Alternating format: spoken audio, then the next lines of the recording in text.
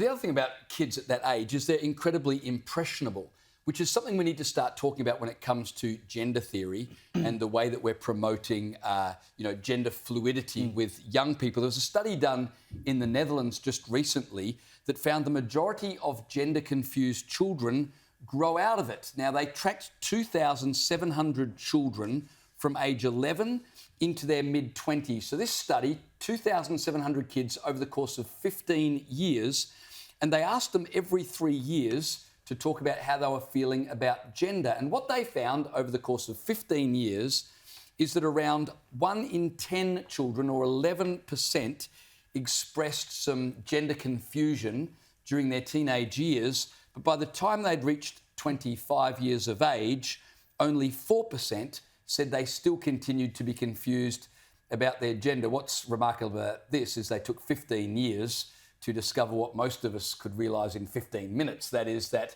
kids go through periods of confusion as teenagers, and that most of them, if they're left to their own devices and if they've got mum and dad and grandma and grandpa guiding them rather than activists and ideologues in public schools typically, then kids will find their own way and develop quite fine 100%. Without a whole lot of interference. 100%. And the criminality of what's going on right now is that we already knew this.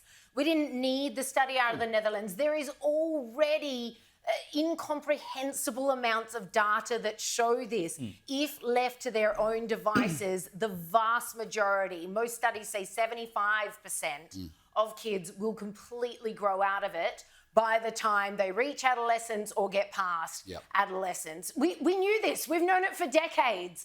And yet this multi-billion-dollar industry now is happy to do this gender-affirming care, mutilating kids for life, never telling them this will sterilise you for life also by putting you on puberty blockers and God knows what else is in those tablets. Nobody's made aware of the repercussions. And we have had some wins in the UK, now banning these kind of therapies, now banning these kind of surgeries. But Australia is still dragging the chain. In fact, we're still stepping down people from prominent positions like paediatricians who dare to speak out about it. Why is this occurring?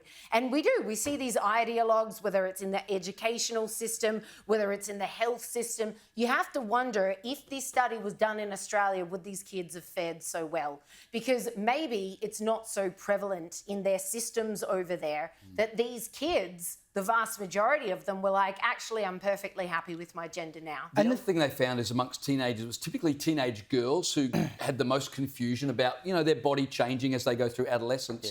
And we see that in the statistics now in terms of young people wanting to transgender. It's overwhelmingly girls who are wanting to transgender. But if they're just left to their own devices, they'll be fine.